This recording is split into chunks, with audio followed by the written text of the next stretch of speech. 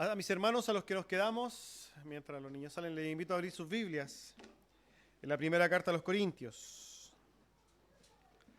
Hoy día vamos a estar terminando este capítulo 12 que ya hemos venido viendo.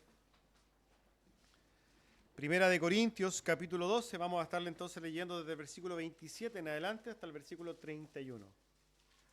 La lectura, por tanto, es Primera de Corintios 12, versículo 27 al versículo 31. Y dice así la palabra de nuestro Señor: Vosotros pues sois el cuerpo de Cristo y miembros cada uno en particular. Y a unos puso Dios en la iglesia, primeramente apóstoles, luego profetas, los terceros maestros, luego los que hacen milagros, después los que sanan, los que ayudan, los que administran, los que tienen don de lenguas. ¿Son todos apóstoles? ¿Son todos profetas? ¿Son todos maestros? ¿Hacen todos milagros? ¿O tienen todos dones de sanidad? ¿O hablan todos lenguas? ¿Interpretan todos? Procurad pues los dones mejores, mas yo os muestro un camino aún más excelente. Hermano, tome asiento.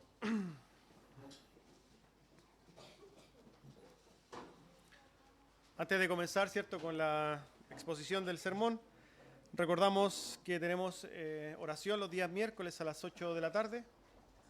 Están cordialmente invitados. También tenemos estudio bíblico el día viernes a las 8 de la tarde. Estamos en un estudio de Cristología, así que están todos cordialmente invitados. Ahora bien, para pasar al sermón del día de hoy, solamente aclarar o solamente contextualizar que estamos terminando este capítulo 12. La semana pasada, ¿cierto?, estuvimos hablando de los versículos obviamente precedentes, los que estaban más arriba, donde el apóstol Pablo enseña, ha hecho un continuo llamado, una continua enseñanza de que la iglesia de Cristo es un cuerpo. Y tal como en un cuerpo hay diferentes miembros, todos esos miembros deben o van a cumplir diferentes funciones, ¿ya? Ahora bien, vamos a continuar con esta lectura que si nosotros a la simple vista podemos entender que no ha perdido el fondo, ¿cierto?, de explicar o de apuntar a lo mismo. No quiero que olvidemos, amados hermanos, que todo esto está enmarcado en una enseñanza que el apóstol Pablo está haciendo respecto a los dones. Y es importante también notar que aquí no solamente el apóstol Pablo se ha restringido a hablar de lo que nosotros conocemos como dones propiamente tal, sino se ha referido a los regalos, todos, porque don significa regalo, ¿no? Don es un regalo, una gracia. Se ha referido a todos los regalos que el Señor le ha dado a la iglesia para que ésta funcione. ¿Por qué hago esta alusión? Porque continuamente hemos hablado, ¿cierto?, de apóstoles, profetas, y esos no son dones al modo que nosotros estamos acostumbrados a hablar de dones. Son regalos de la iglesia, de Dios, ciertamente para la iglesia. Podríamos decir que son dones dados por Dios a la iglesia, pero no se califican como dones espirituales al modo en que nosotros los conocemos. Esto es solamente una aclaración. Vamos al texto entonces para poder ver qué está diciendo el apóstol Pablo y por qué entonces va a argumentar algo que vamos a ver a continuación. Versículo 27, entonces dice lo siguiente: Vosotros pues sois el cuerpo de Cristo y miembros cada uno en particular. El apóstol Pablo entonces le dice a los corintios: vosotros. Vosotros es ustedes, ¿cierto?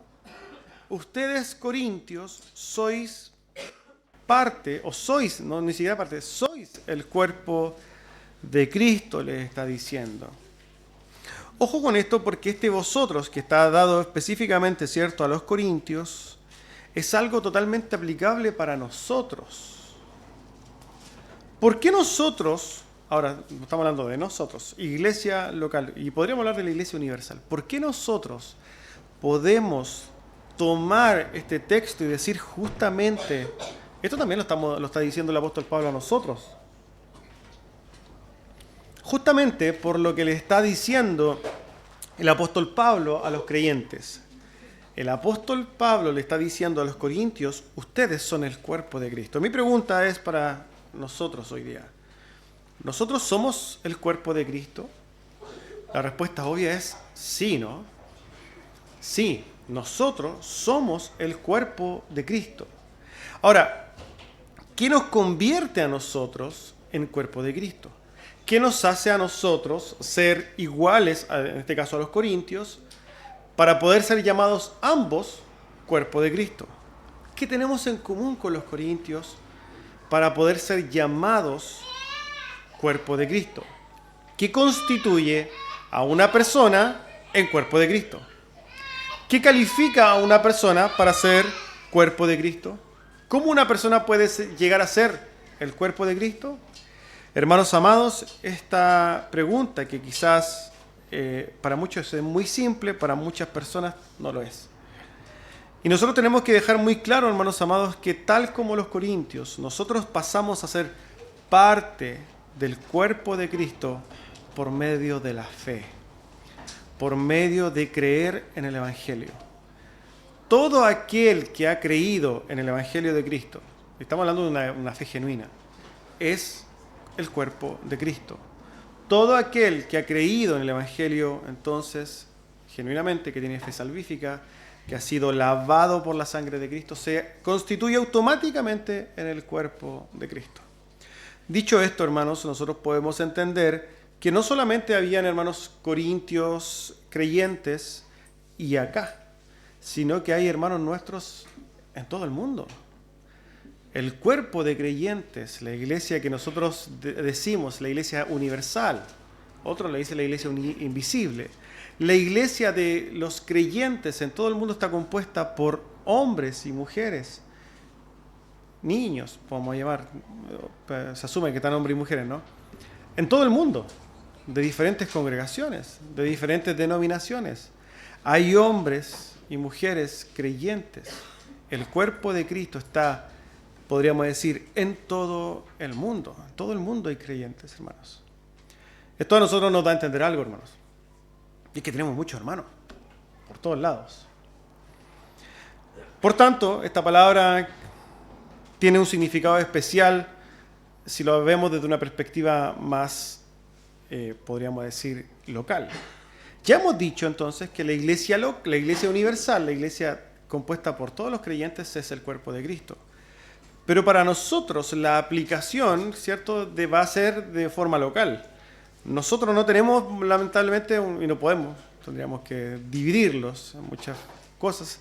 Deberíamos dividirnos para relacionarnos con todo el mundo. No, el Señor ha establecido iglesias locales para que podamos ejercer los dones en la iglesia local.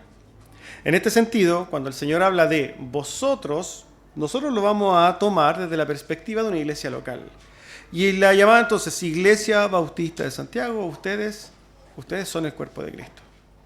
El apóstol Pablo le dice a los creyentes corintios, ¿sois el cuerpo de Cristo? Bueno, nosotros, hermanos, somos el cuerpo de Cristo. Esto es algo que cada uno de nosotros debe entender. Usted mira al lado suyo a un hermano y usted está viendo el cuerpo de Cristo. Y ojo con esto, porque el apóstol Pablo, si bien ya había hecho alusión, ¿cierto?, a esto, aquí vuelve a recalcar que no solamente el cuerpo, la iglesia, es un cuerpo que debe funcionar. No solamente apunta al hecho de que al ser un cuerpo con diferentes miembros, todos los miembros cumplen una diferente función y apuntan al mismo sentido, sino que aquí dice, ojo, que no solamente eso, sino que ese cuerpo es Cristo.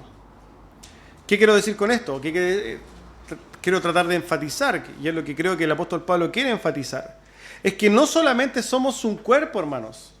No solamente estamos unidos, sino que hay una razón fundamental por la cual estamos unidos. Y esa es Cristo. O sea, somos un cuerpo, ciertamente, y podemos funcionar, pero no somos un equipo de fútbol, hermano. Un equipo de fútbol lo une quizás un contrato de fútbol, pero en un fútbol de barrio los une la amistad. Pero a nosotros no nos une eso, hermanos. A nosotros nos une Cristo. El fundamento de nuestra unión es mucho más importante.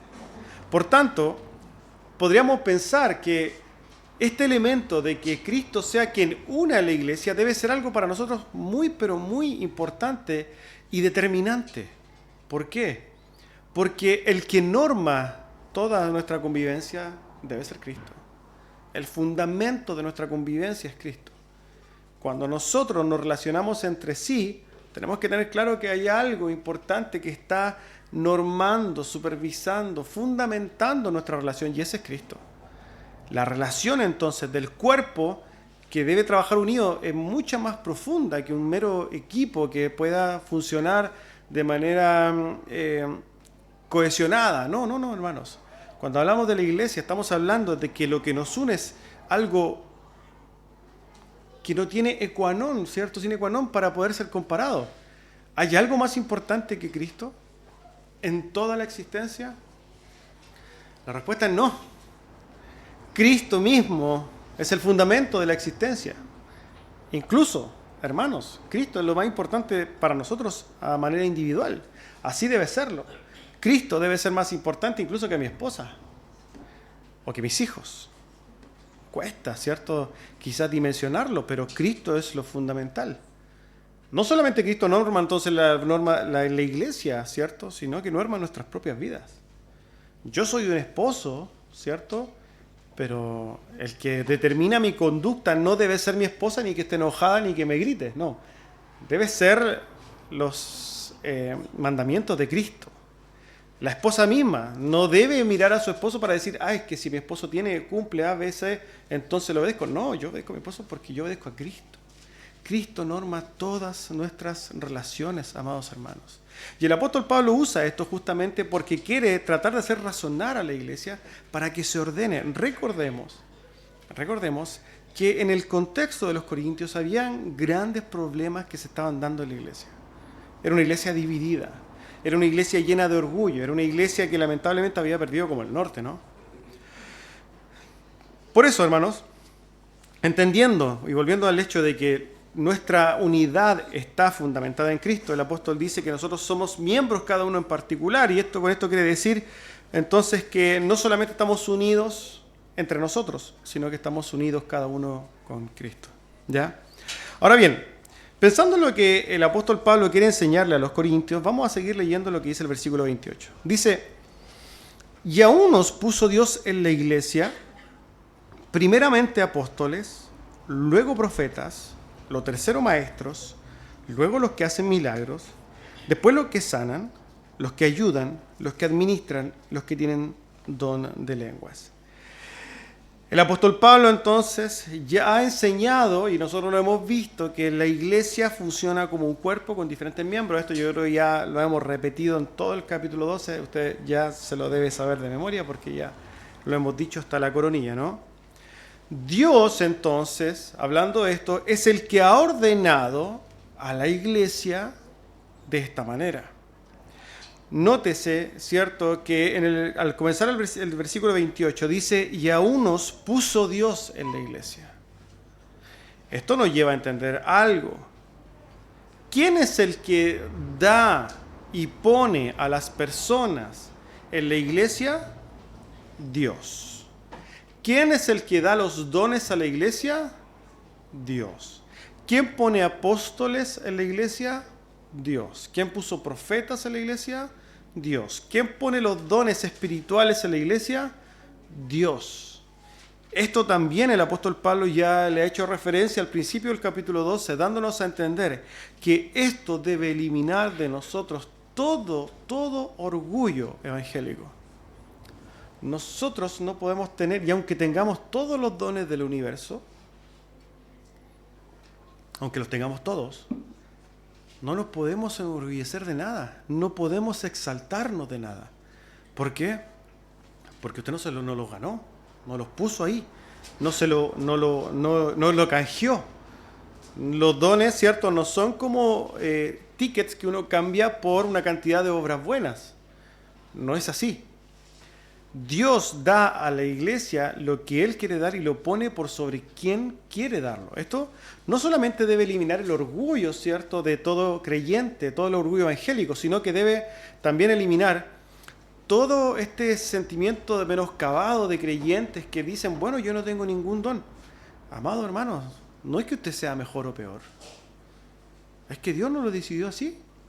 Si a usted Dios no lo hizo apóstol o no lo hizo esto, Dios decidió hacerlo así.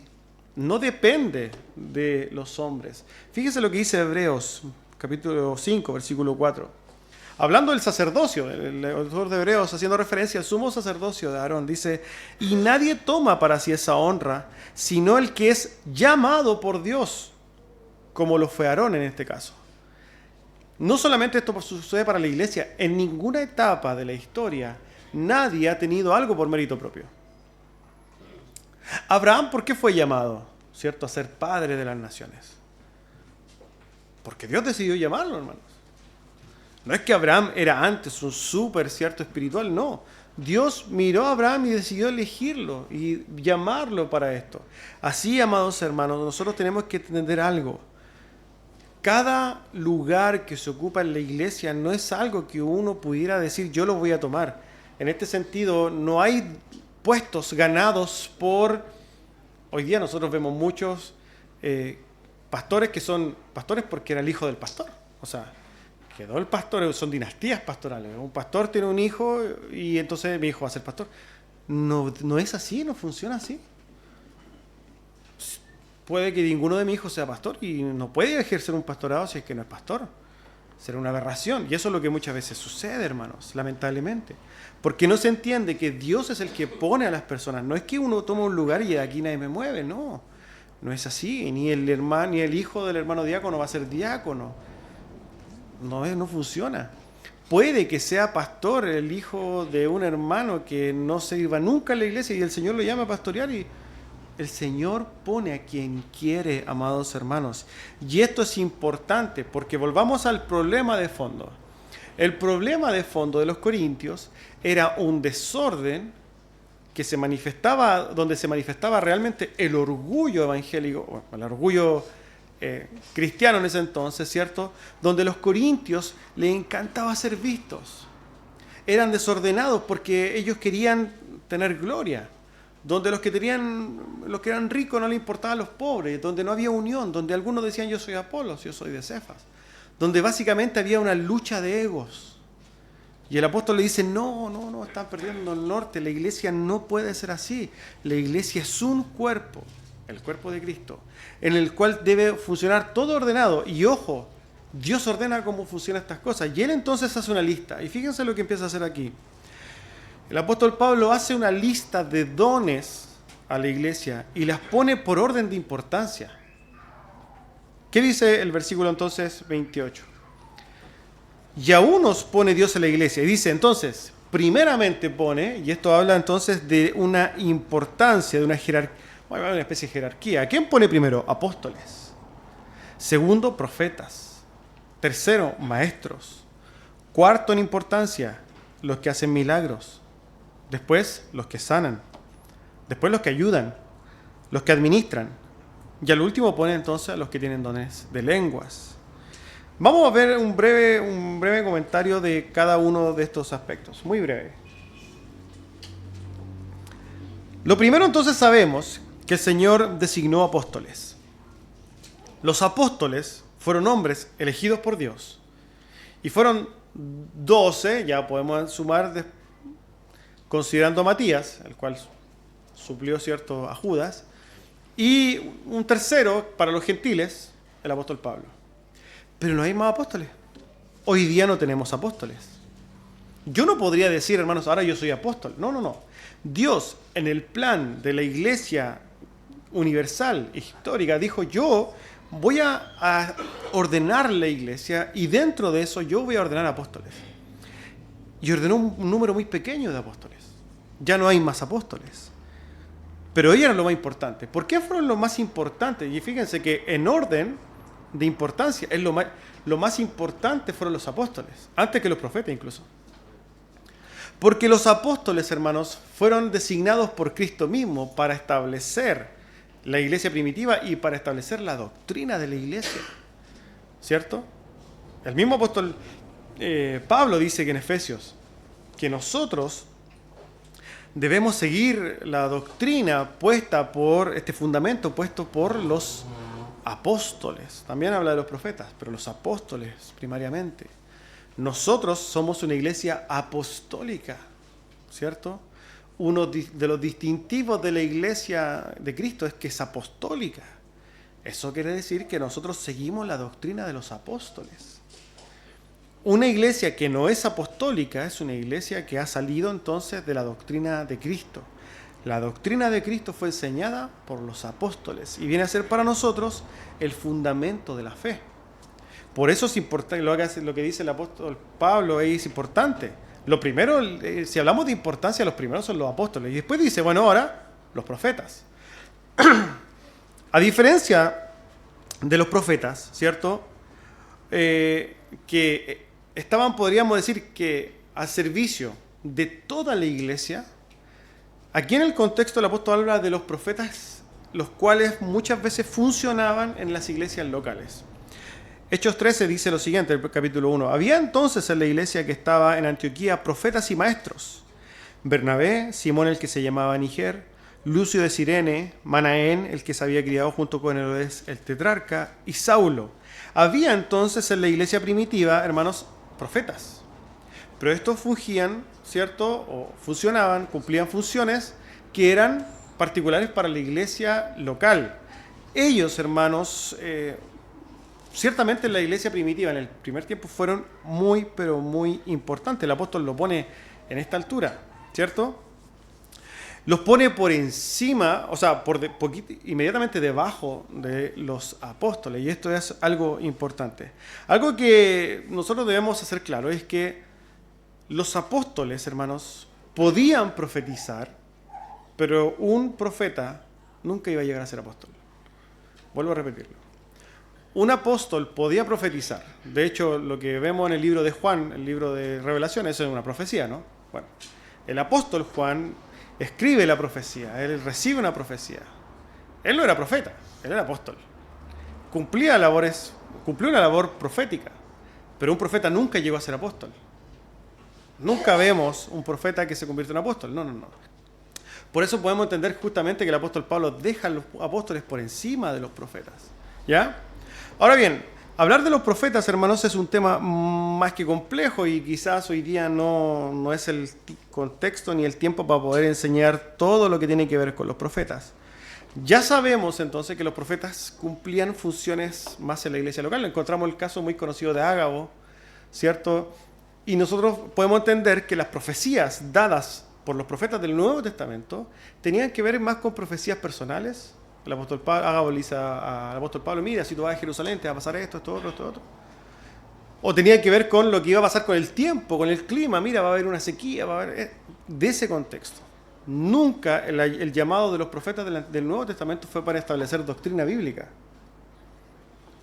Cuando el apóstol Pablo, entonces, hace alusión en el libro de Efesios a que el fundamento de la doctrina está puesto por los apóstoles y profetas, en ese sentido el apóstol Pablo está haciendo referencia a los profetas del Antiguo Testamento, donde ahí nosotros encontramos la doctrina. Pero los profetas aquí, que son importantes para la iglesia, que hace alusión al apóstol Pablo, no eran encargados de poner la doctrina bíblica. Nunca nosotros vamos a ver entonces que la doctrina se basaba en el fundamento de este don profético. No es así, amados hermanos. También quiero dejar claro que cuando hablamos de profecía en el Nuevo Testamento, muchas referencias a la profecía, ni siquiera se hace referencia al don de profecía, sino que a la predicación de la palabra, ¿ya? Esto los hermanos reformados lo entendían y fíjense que a modo semántico, podríamos decir, del uso de la palabra, se usó mucho en la Reforma la palabra profetizar a modo de predicar la palabra, ¿cierto? Yo creo que algunos han leído este libro muy, muy conocido de este puritano Perkins, gracias hermano Cristiano. William Perkins, ¿cierto? Que el arte de profetizar, si usted lee el libro, no es que alguien vaya a profetizar, no, es pura predicación. ¿Por qué? Porque se usaba mucho esto para hacer alusión a la predicación. ¿Qué quiero decir con esto? Solamente que cuando nosotros vamos al Nuevo Testamento a ver la palabra profetizar, veamos cada versículo para ver a qué se refiere, porque es una palabra que tiene muchas acepciones, ¿ya? Ahora bien, el apóstol entonces pone a los profetas, a los que cumplían esta función en el Nuevo Testamento, como segundos. Y en tercer lugar, en este sentido, pone a los maestros. Pablo entonces afirma él mismo que él era un maestro. Él era apóstol y defiende su apostolado, pero él dice también que era maestro. Esto lo dice en 2 Timoteo. Él era maestro. Sabemos que la labor del maestro se relaciona firmemente, directamente con la del pastor, ¿cierto? De hecho, es tanto así que cuando el apóstol Pablo mismo habla en Efesios de que algunos, ¿cierto?, que tenemos que entender que la doctrina de los apóstoles, nuestra doctrina está puesta por los apóstoles, y empieza a hablar de los ministerios, él habla de apóstoles, profetas, evangelistas, pero habla de pastores y maestros, poniéndolos juntos. Podríamos decir esto: un pastor no puede no ser maestro.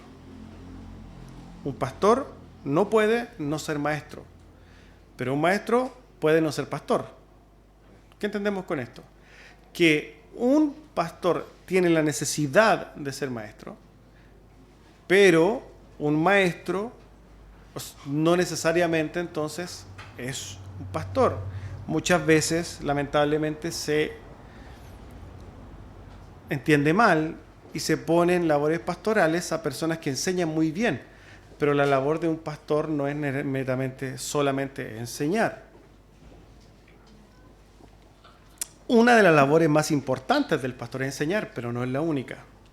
Hay otras características que tiene que tener un pastor, ¿ya? Ahora, el apóstol Pablo habla de los maestros, y nosotros podríamos pensar que el apóstol Pablo está haciendo referencia a los pastores, en este caso. ¿Por qué? Porque lo que está haciendo el apóstol Pablo es poner entonces en rango de importancia los dones. Y nosotros sabemos entonces que escrituralmente podemos defender que los pastores así fueron, en la primera parte, cuando estaban los apóstoles, estaban debajo de los apóstoles, pero siempre han sido parte fundamental de la iglesia. Tanto es así que si nosotros vemos el desarrollo de la iglesia, vamos a entender que la profecía propiamente tal ya desaparece básicamente en el primer siglo. Los profetas desaparecen y su importancia dentro de la labor del desarrollo de la iglesia primitiva básicamente se deshace, se desvanece. ¿Por qué, se preguntarán ustedes?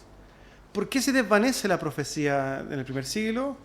Porque llega la totalidad de la revelación bíblica. El canon, ¿cierto?, ya estaba ahí, las cartas de la iglesia estas mismas cartas que tenemos hoy día ya estaban en todas las iglesias, y esto empezó entonces a formar la doctrina de los apóstoles. Ya no se necesitaban estos profetas, cada vez menos. Es así como hoy día, y bueno, lo vamos a ver quizás en unos sermones más, cómo esto finalmente desaparece. Al día de hoy nosotros vemos que la iglesia se gobierna por pastores. Hoy día la máxima autoridad de la iglesia es un pastor.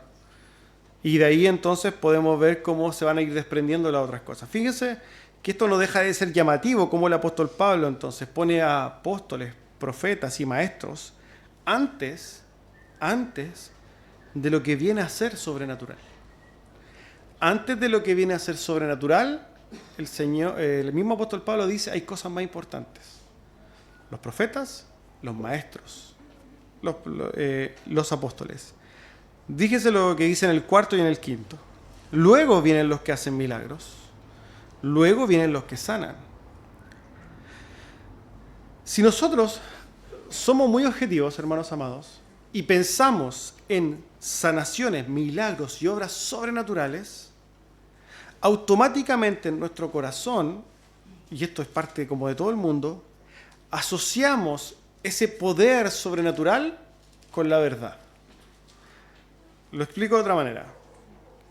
Una persona ve a alguien que hace algo sobrenatural y lo entiende como señal, y automáticamente le da autoridad, y una autoridad que es básicamente irrefutable. Este es el fenómeno que lamentablemente hoy día vemos nosotros con muchas iglesias que se han apartado de la verdad, que derechamente ni siquiera podríamos llamarle iglesias. Por ejemplo, ministerios de prosperidad. Vemos hoy día cruzadas de poder. Ven esta noche de milagros. Entonces, ¿qué sucede en esos contextos? Mucha gente incauta va, ve que una persona, se supone, ve un milagro, que por lo demás no vamos a entrar en si es que son o no son. Ven muchos milagros y automáticamente dicen, esa persona hace milagros, entonces Dios está con él, básicamente lo que le dice Nicodemo a Jesús, y por tanto él debe tener la verdad. Y lo que él diga entonces es una verdad absoluta. Hermanos, eso suena muy bonito, pero es un tremendo problema. ¿Por qué? Porque la gente, los lobos rapaces se aprovechan de estas cosas. Hoy día vemos lobos rapaces que se introducen en las iglesias haciendo obras extraordinarias para confundir a la gente. Y la gente, el incauto, el cristiano incauto, ¿qué es lo que hace? Dice, este hace cosas sobrenaturales, entonces tiene la verdad. Aquí el apóstol Pablo dice, miren, no es tan importante eso. Eso no es lo tan importante en la iglesia. Hay cosas más importantes en la iglesia. Los profetas, los apóstoles y los maestros. Hoy día, si nosotros somos muy sinceros y preguntamos, para la iglesia evangélica, estamos hablando para la iglesia evangélica en general, ¿es más importante un maestro o el que hace milagros? Sin lugar a dudas, el que hace milagros. ¿Pero estará bien eso? ¿A la luz de la Escritura estará bien? La respuesta es no. Una persona que hace obras maravillosas no puede hablar ex cátedra, hermanos amados. ¿Qué quiero decir con esto? Que una persona que se le asumen cosas extraordinarias no puede dictar doctrina. Lo que él dice se cumple, no es así. Nosotros tenemos la profeta mayor, dice la Escritura, a la cual tenemos que estar atentos como una luz que alumbra nuestro caminar. Esa es la Escritura, hermanos. No hay otra fuente de autoridad para nosotros. Por tanto, si una persona, hermanos, y esto se lo digo yo, si yo mismo hoy día hago un milagro y resucito a alguien de los muertos, no significa que yo todo lo que diga es verdad. Usted, todo lo que yo diga, usted tiene que examinarlo a la luz de la Escritura. Tiene que hacerlo hoy día, pero tiene que hacerlo siempre, por hermano. Siempre. Siempre tiene que examinar lo que yo le digo a la luz de la Escritura. Usted tiene que ir a verificar si es que eso efectivamente es así. Este es el riesgo que hoy día lamentablemente muchas veces se corre y es probable que es justamente lo que también estaba sucediendo en la iglesia de los Corintios, donde veíamos cosas sobrenaturales, y entonces tiene autoridad. No es así.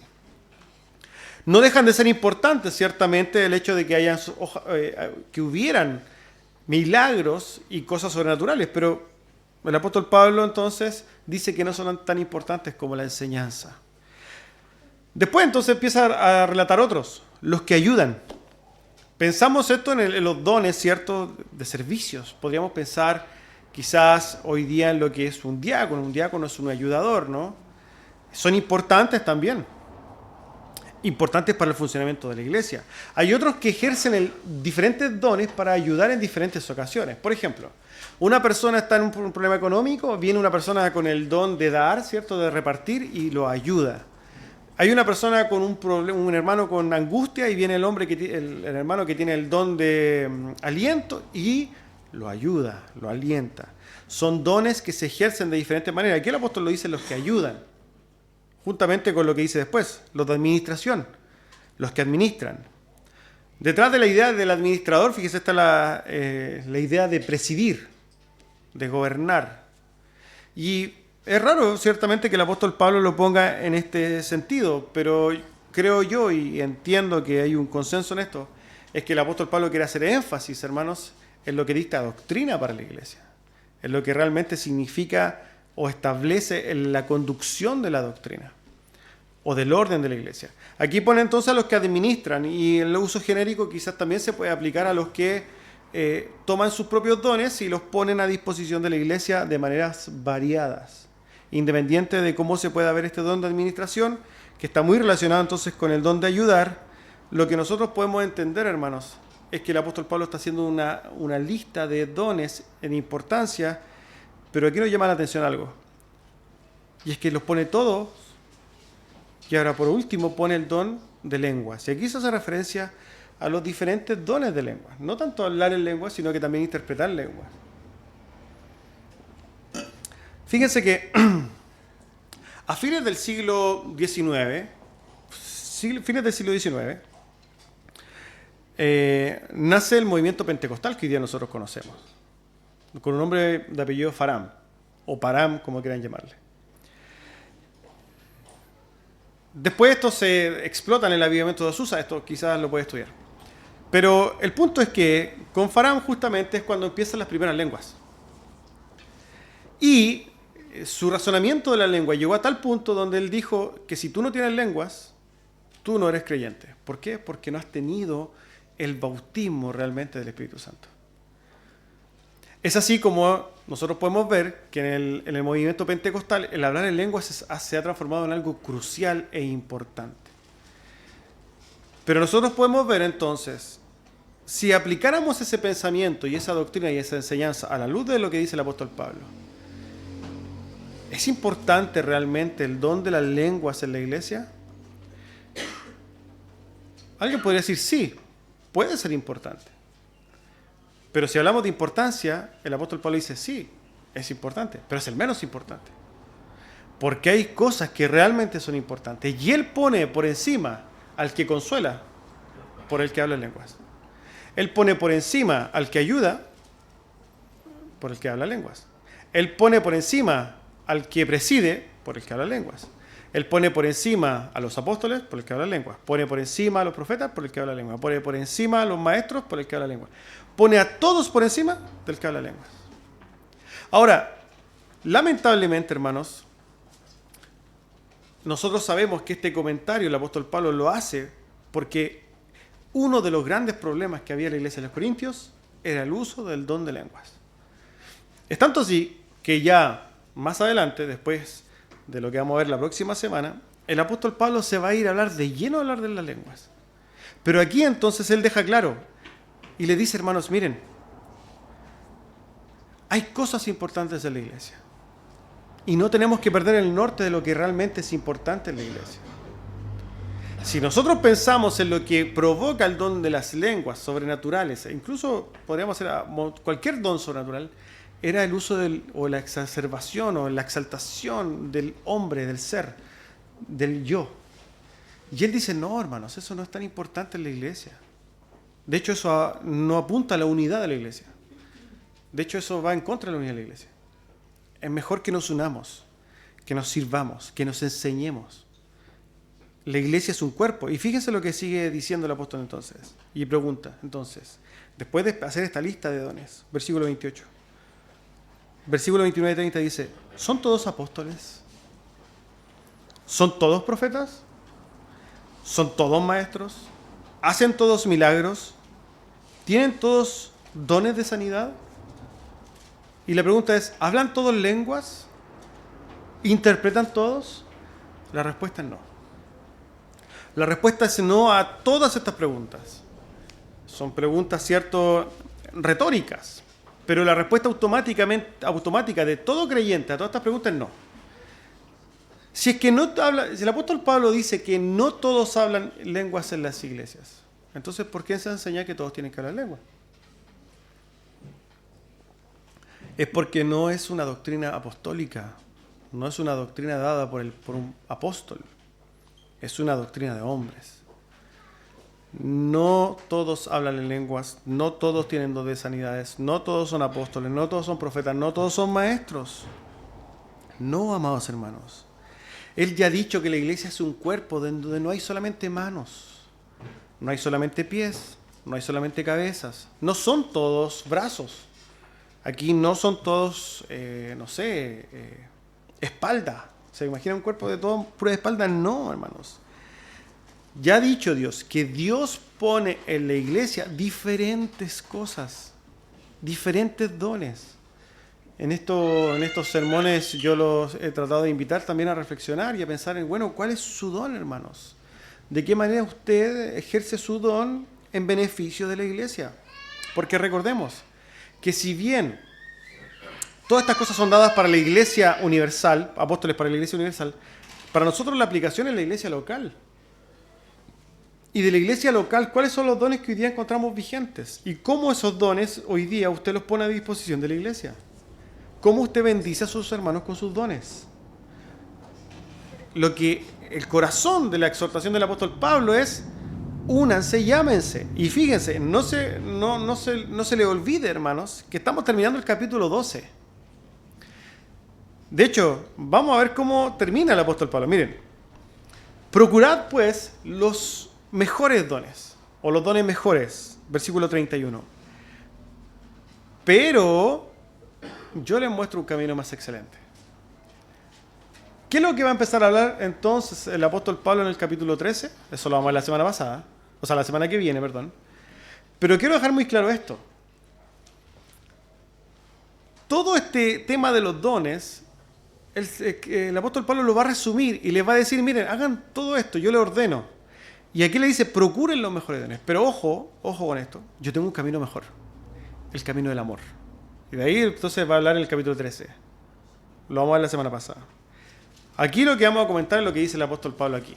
Él dice entonces: procurad pues los mejores dones. A todo esto el sermón del día de hoy se titula así: procurad los mejores dones.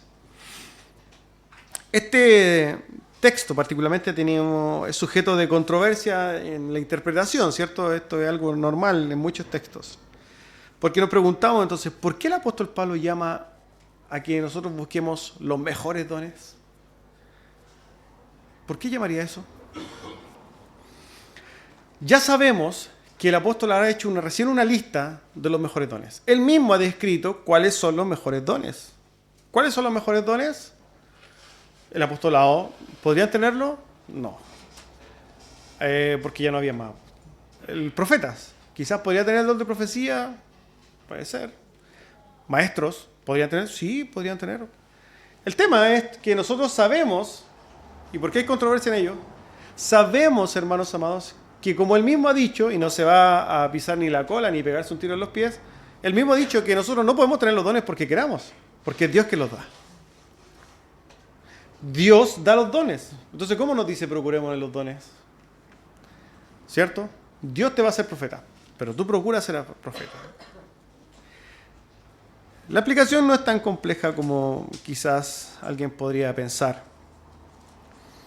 Lo que quiere expresar el apóstol Pablo aquí es que sin lugar a dudas, anhelar, y por lo demás la palabra griega para procurar es la palabra celos, que básicamente apunta a un anhelo celoso, a un anhelo ardiente, un deseo, yo quiero, ¿cierto? Me mueve esto. El desear los mejores dones no está mal. De hecho, es algo plausible, es algo digno del aplauso, es algo bueno, es algo que no está mal, es algo que podría ser esperable.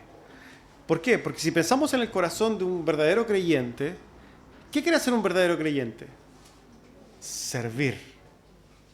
¿Cierto? Un verdadero creyente, hermanos, quiere servir. No le importa tanto cómo, pero quiere servir.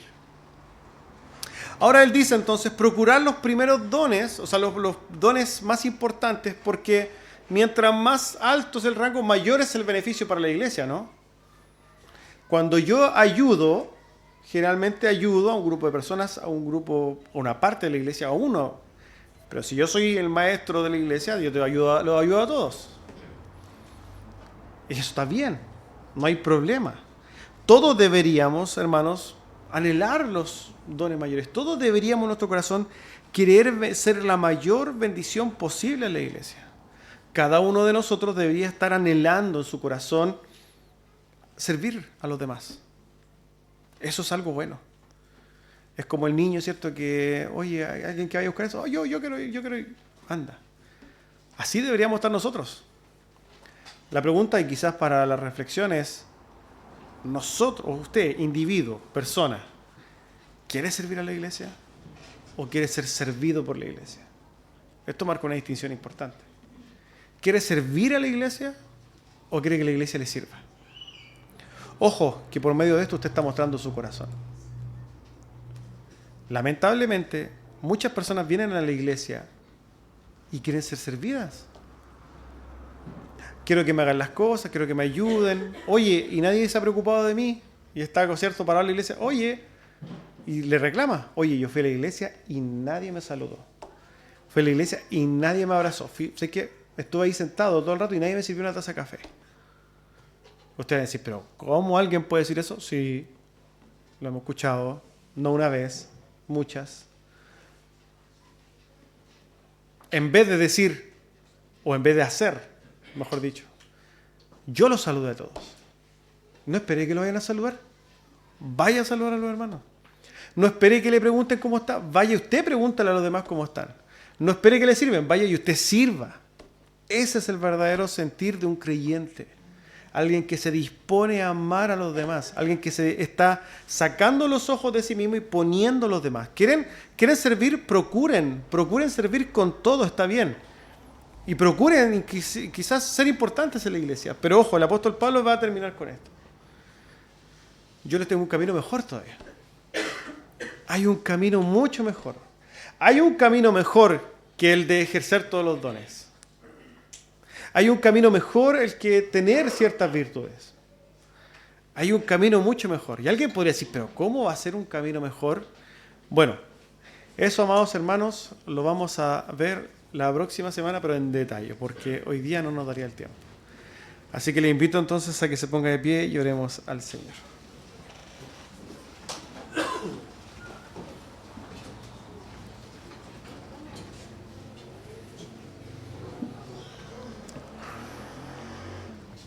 Amado Dios, queremos darle gracias, Señor. Gracias por su preciosa palabra. Gracias, Señor, por darle a la iglesia regalos, por bendecir a la iglesia, Señor, con regalos preciosos. Gracias, Señor, porque podemos por medio de su palabra ser enseñados. Le damos gracias, Señor, a usted. Y queremos este día, Señor, darle gracias por este culto en general, rogando que usted nos bendiga, Señor. Damos gracias por todo lo que usted nos da, Señor. En el nombre y por los méritos de Cristo, nuestro amado Señor Jesucristo. Amén. Amén, hermanos, hemos concluido el culto del día de hoy, pero quiero invitar a mis hermanos a un momento especial que hoy día tenemos, una vez al mes lo hemos estado haciendo, y es la Cena del Señor.